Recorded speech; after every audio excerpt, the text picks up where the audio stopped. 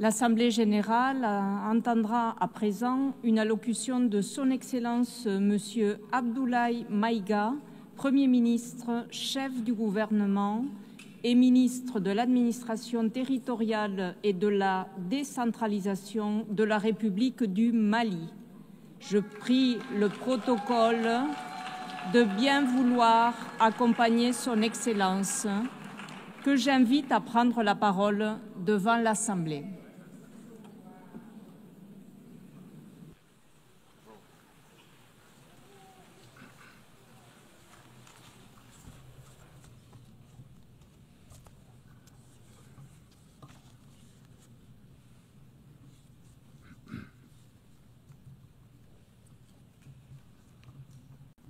Madame la Présidente de l'Assemblée générale, Mesdames et Messieurs les chefs d'État et de gouvernement, Monsieur le secrétaire général de l'Organisation des Nations Unies, Mesdames et Messieurs, à l'entame de mes propos, j'ai l'honneur de vous adresser les salutations cordiales et de vous transmettre les messages des pères fondateurs de la Confédération des États du Sahel, AES, leurs Excellences le général d'armée Assimi Goïta, président de la transition, chef de l'État de la République du Mali, président de la Confédération des États du Sahel, le capitaine Ibrahim Traoré, président du Faso, chef de l'État, le général d'armée Abdourahmane Tchani, président de la République du Niger, chef de l'État. Je vous prie de recevoir également les salutations chaleureuses du peuple digne de l'AES, plus que jamais déterminé à se libérer du joug de l'impérialisme et à réaliser son autodétermination dans un esprit panafricaniste. En vous adressant les vœux de succès de la Confédération des États du Sahel pour votre élection à la présidence de cette 80e session de l'Assemblée générale, Madame la Présidente, je félicite en même temps votre prédécesseur, Son Excellence M. Philémon Yang, de la République du Cameroun pour son leadership exemplaire durant les travaux de la 79e session. Qu'il me soit enfin permis de réitérer au secrétaire général, M. Antonio Guterres, notre appréciation des efforts qu'il continue de déployer pour la réalisation des nobles objectifs de notre organisation commune. Mesdames et Messieurs, le thème de cette 80e session de l'Assemblée générale, à savoir, je cite, « Mieux ensemble », plus de 80 ans au service de la paix, du développement et des droits humains, fin de citation, est d'une importance toute particulière pour les États membres de la Confédération AES. Oui, la paix, l'entraide, le développement et la préservation des droits humains demeurent les principaux objectifs, voire la raison d'être des Nations Unies. Hélas, ces objectifs essentiels n'ont jamais été autant ébranlés dans le monde et au Sahel précisément, du fait essentiellement des groupes armés obscurantistes, instrumentalisés et soutenus par des sponsors étatiques étrangers. Les États membres de la Confédération des États du Sahel sont à l'avant-garde de la lutte contre le terrorisme qui constitue à la fois une menace réelle à la paix et à la sécurité internationale, mais aussi et surtout une atteinte grave au fondement même de nos États. Sous l'impulsion de nos chefs d'État, les forces de défense et de sécurité des 3 pays de la Confédération AES travaillent étroitement dans un élan de collaboration et de complémentarité sans précédent et sont portés par un engagement commun et une mutualisation des efforts pour endiguer le fléau du terrorisme. Cette nouvelle dynamique, articulée autour du renforcement des capacités opérationnelles de nos forces de défense et de sécurité, à travers un recrutement massif, une formation adéquate et la fourniture d'équipements appropriés, produit chaque jour des résultats encourageants sur le terrain, confirmant ainsi toute la pertinence de notre décision souveraine de nous mettre ensemble pour combattre nos ennemis communs. À la différence de certains États qui ont ouvert des couloirs de passage sur leur territoire aux terroristes, en vue d'attaquer d'autres pays ou d'offrir leur territoire comme base arrière, les pères fondateurs de l'AES, par engagement panafricaniste et dans le souci de préserver les intérêts de leur population, ont décidé de sécuriser leur pays tout en évitant une propagation de la menace vers d'autres régions africaines, voire dans le monde, effectuant ainsi un véritable travail de sécurité publique régionale et mondiale. Il ne fait l'ombre d'aucun doute que par leur sacrifice, les vaillantes forces de défense et de sécurité de l'AES contribuent à la sécurité d'autres régions, notamment les pays situés sur la côte ouest africaine. Nous saisissons cette opportunité pour nous incliner devant la mémoire des victimes civiles et militaires de l'insécurité dans le Sahel. L'approche souverainiste mise en œuvre s'inscrit dans le cadre de la vision portée par les chefs d'État de l'AES dédiée à la sécurité de nos États, suite au retrait des forces internationales.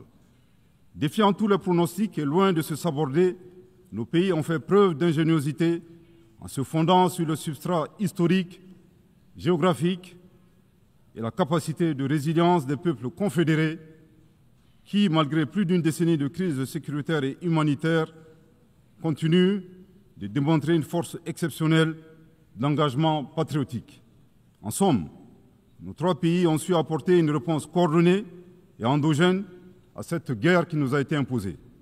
C'est le lieu de renouveler ici la détermination pleine et entière de la Confédération AES à devenir une puissance régionale panafricaniste, à poursuivre et à intensifier ses actions en vue de bouter à jamais le terrorisme hors de notre espace commun, à consolider l'autorité de l'État, à protéger nos populations et leurs biens et à assurer notre prospérité.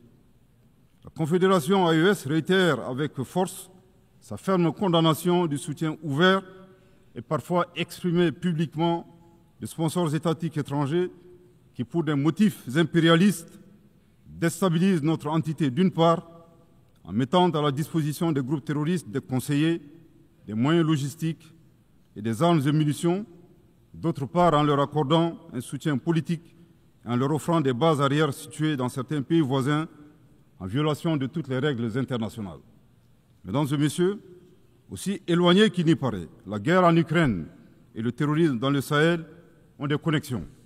À titre de rappel, après l'attaque terroriste contre une patrouille des forces de défense et de sécurité maliennes du 24 au 26 juillet 2024 à Tinzaouatin dans la région de Kidal, le Mali avait dénoncé cet incident dans son allocution de 2024, ici même, et condamné l'attitude d'officiels ukrainiens qui ont publiquement revendiqué leur participation à la dite attaque terroriste. De ce comportement atypique, nous avons déduit tout simplement que les officiels ukrainiens ont malheureusement confondu la scène internationale et la scène de théâtre.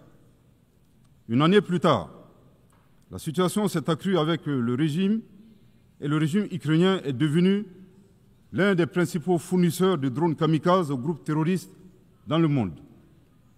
Dans ce contexte, certains États occidentaux doivent cesser de fournir des armes à l'Ukraine au risque de contribuer à la promotion du terrorisme international. Pour d'autres, dont le régime français nostalgique de la colonisation est préoccupé par sa perte d'influence dans le Sahel, l'appui au régime ukrainien relève d'une manœuvre consistant à occuper l'attention de la communauté internationale sur la guerre en Ukraine, tout en sponsorisant les groupes terroristes évoluant dans le Sahel.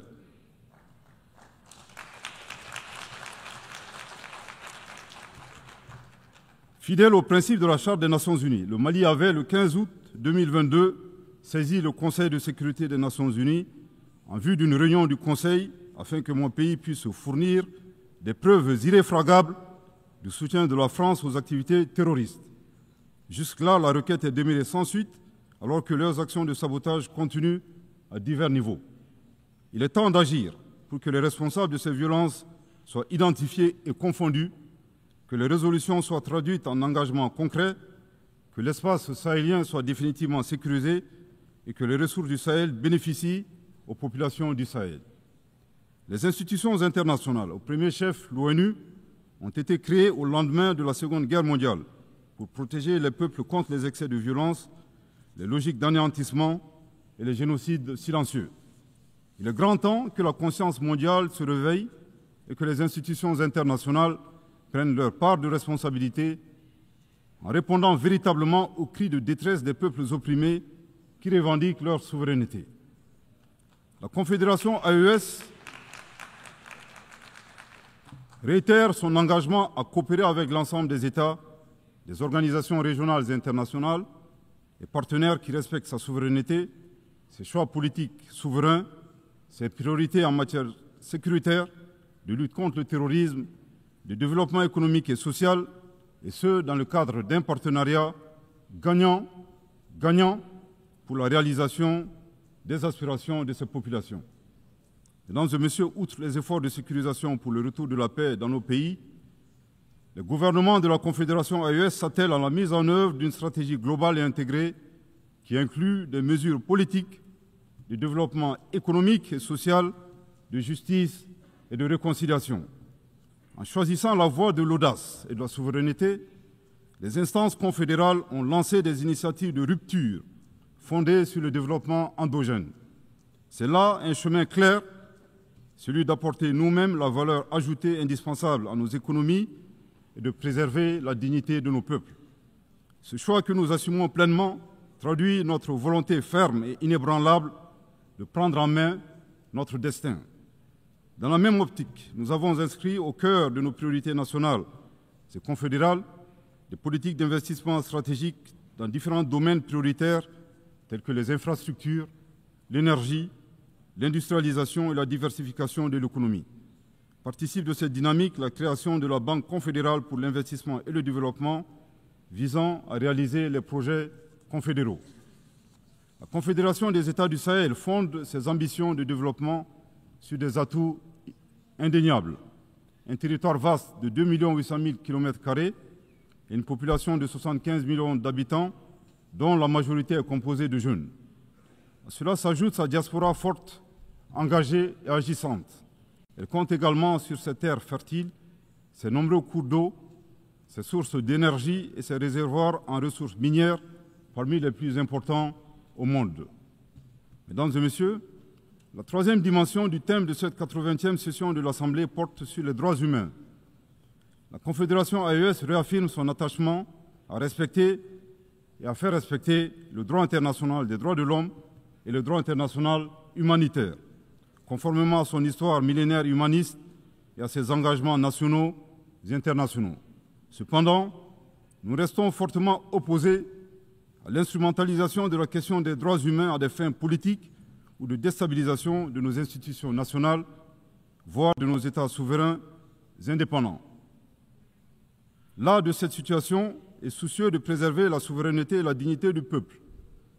Les chefs d'État de la Confédération AES se sont retirés avec effet immédiat du statut de Rome de la Cour pénale internationale le 22 septembre 2025.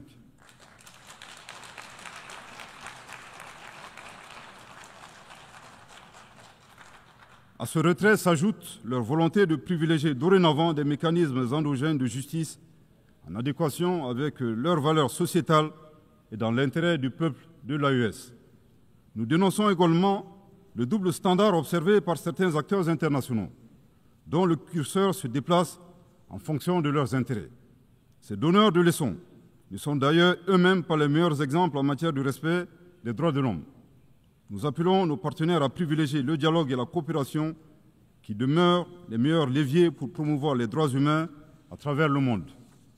Mesdames et messieurs, au moment où nous célébrons les 80 ans des Nations Unies, force est de constater que notre cadre multilatéral, incarné par l'ONU, est mis à rude épreuve dans un contexte international marqué par la polarisation, le retour progressif du nationalisme, du protectionnisme, du repli sur soi et des rapports de force. En dépit de cette réalité conjoncturelle, le constat est que les trois objectifs majeurs consignés dans la Charte des Nations Unies, à savoir la paix, le développement et les droits humains, restent pertinents. Pour la réalisation de ces objectifs, nous avons besoin, premièrement, d'une organisation des Nations Unies véritablement rénovée, réformée et adaptée aux exigences de notre temps. C'est une condition essentielle pour mieux asseoir sa légitimité internationale et assurer l'application effective de ces décisions. C'est l'occasion de rappeler avec force que l'Afrique demande depuis une vingtaine d'années des réformes pour réparer l'injustice historique qui lui est faite, en ce qui concerne sa représentativité au Conseil de sécurité. Je réaffirme ici le soutien total de la Confédération AES à la position commune africaine sur cette question, énoncée dans le consensus des îles Unies et la déclaration de Sirte. afin que l'Afrique puisse disposer de 2 sièges permanents et de 5 sièges non permanents.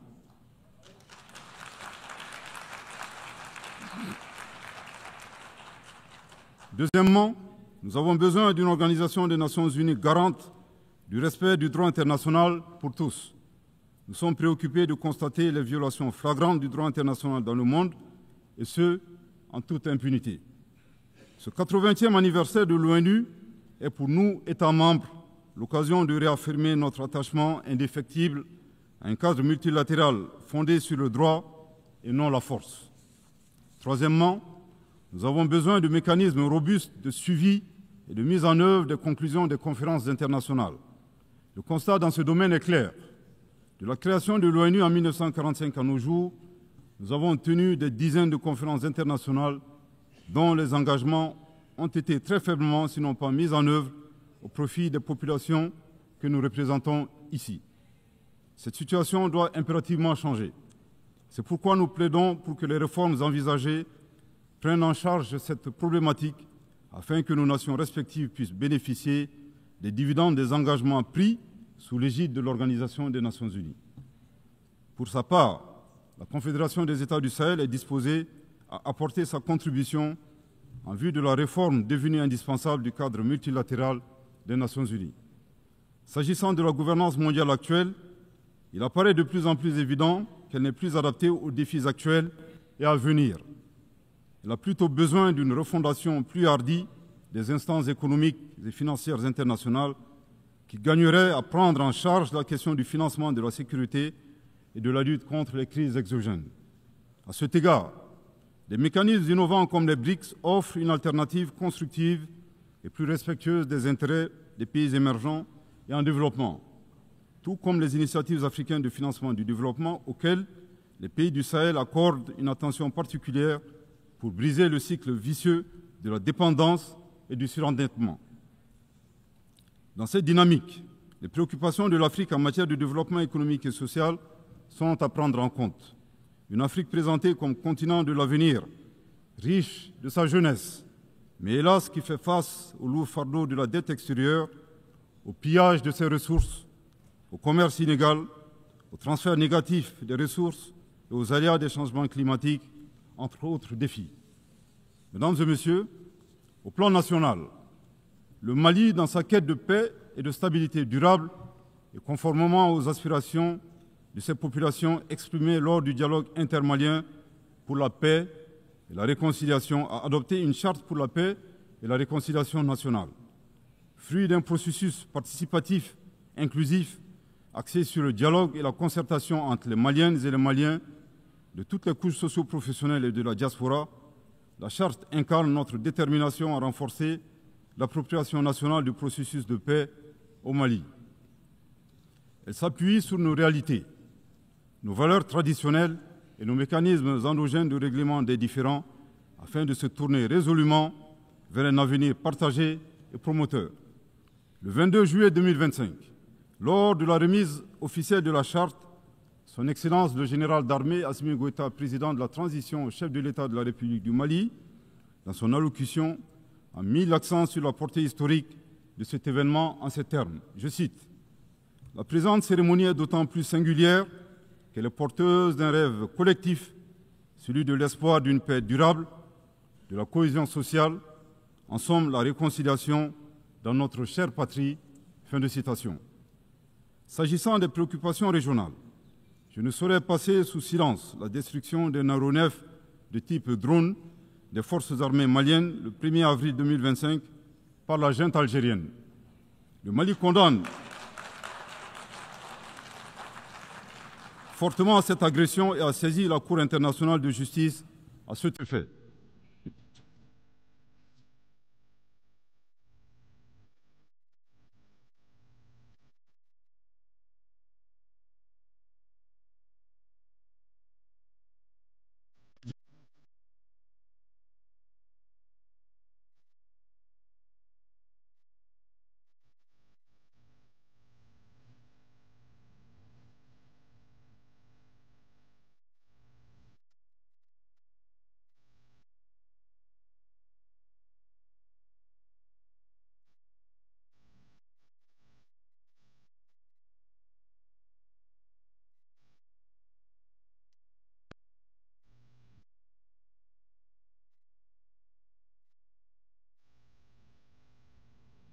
constatera ses performances.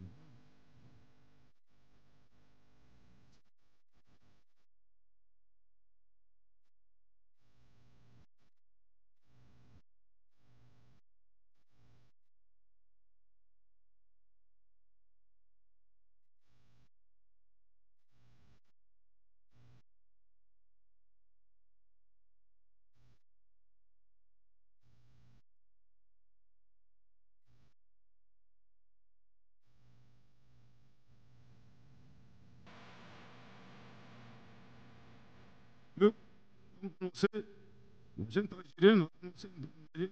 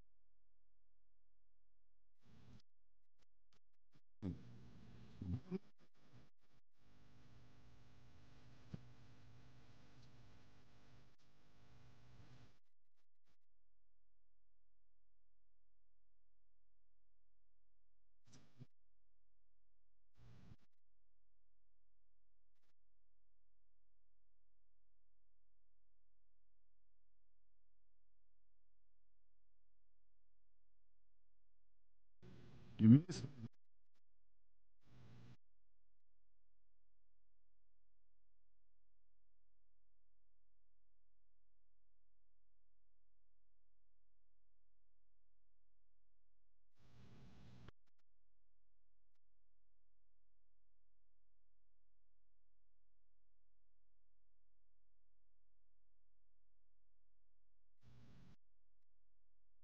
de la diplomatie.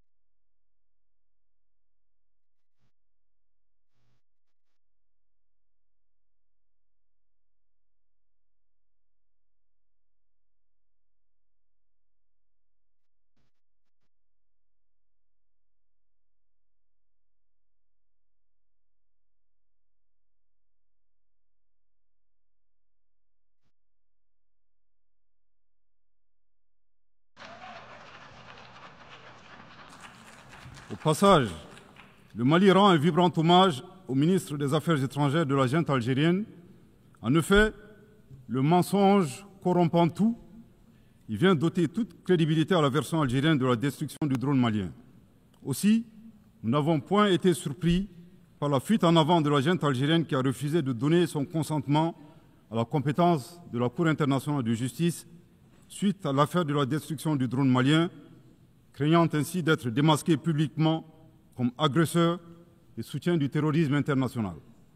Au regard de ces 3 points insolites, le Mali recommande à la junte algérienne, d'une part, de faire sienne cette citation de Amadou Hampâté-Bâ dans Vie et enseignement de Thierno Bokar, le sage de Badiangara, je cite, « Certaines vérités ne nous paraissent invraisemblables que tout simplement parce que notre connaissance ne les atteint pas. » Fin de citation.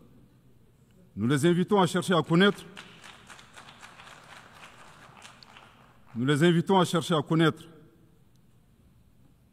le Mali et les valeurs qu'incarnent les Malidéons. Aussi, face aux assauts et à l'adversité, nous ne serons pas des spectateurs. Pour chaque balle tirée contre nous, nous réagirons par réciprocité. Pour chaque mot employé de travers, nous réagirons par réciprocité. D'autre part, il est vivement recommandé à la junte algérienne d'organiser à Tinzaouaté en Algérie un festival international annuel dédié à l'artifice de l'intelligence humaine. Du haut de cette tribune, nous appelons la junte algérienne à cesser de soutenir le terrorisme international et à s'impliquer résolument dans la promotion de la paix et de la sécurité dans un esprit constructif en respectant la souveraineté des États. Je répète, du haut de cette tribune, nous appelons la junte algérienne à cesser de soutenir le terrorisme international et à s'impliquer résolument dans la promotion de la paix et de la sécurité dans un esprit constructif en respectant la souveraineté des États. Je répète pour une dernière fois, du haut de cette tribune, nous appelons la junte algérienne à cesser de soutenir le terrorisme international et à s'impliquer résolument dans la promotion de la paix et de la sécurité dans un esprit constructif et en respectant la souveraineté des États. À bon entendeur, tant pis.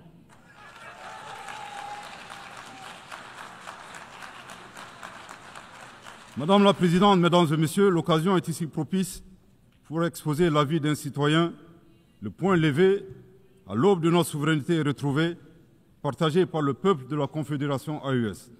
Notre confédération est composée de nations combattantes, une terre de résistance. Ce que nous affrontons, ce n'est pas un simple conflit intérieur, c'est une guerre hybride soutenue par des intérêts impérialistes où les ennemis de la paix portent parfois des cravates. Si l'ONU continue à feindre l'ignorance, ce sera d'être la somme du monde et deviendra le bras passif de l'injustice mondiale.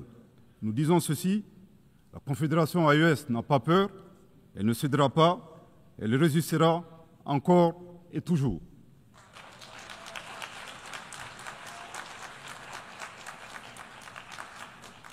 Toutefois, la Confédération AES donne aux Nations Unies une opportunité historique, celle de se placer du côté de la vérité, celle de reconnaître que le peuple de l'AES est agressé, celle de soutenir une confédération qui combat à la fois pour elle-même et pour l'Afrique, pour la stabilité du continent et indirectement pour celle du monde entier. L'histoire jugera, elle jugera ceux qui ont armé les forces du mal, elle jugera ceux qui ont détourné le regard, elle jugera ceux qui ont oublié que la justice est la seule voie vers la paix durable. La Confédération AES ne demande pas l'aumône, elle appelle à la conscience. Pour conclure, je voudrais réaffirmer ici l'attachement de la Confédération des États du Sahel aux valeurs, aux buts et aux principes de la Charte des Nations Unies.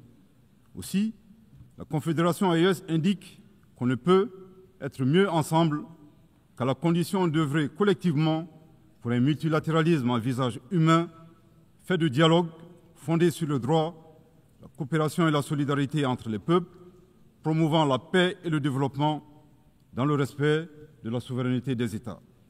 Cependant, nous ne pouvons et nous ne devons continuer à faire la même chose durant des années à venir pour espérer des résultats différents. Il y a un besoin urgent de réforme à opérer dans notre cadre multilatéral existant, incarné par notre organisation commune.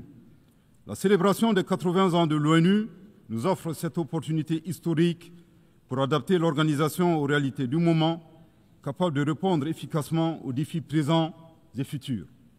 La Confédération AES reste disposée à jouer sa partition, toute sa partition, dans la quête de réponses collectives visant à préserver les générations futures du flot de la guerre, à assurer un développement harmonieux pour tous et à promouvoir et protéger les droits humains. Que Dieu bénisse la Confédération des États du Sahel et préserve son peuple des forces obscurantistes et destructrices du monde. Que Dieu bénisse le Mali et préserve les Maliens des forces obscurantistes et destructrices du monde. Que Dieu bénisse l'Afrique et préserve les Africains des forces obscurantistes et destructrices du monde. Que Dieu bénisse le monde et préserve l'humanité entière des forces obscurantistes et destructrices du monde. Je vous remercie de votre très aimable attention.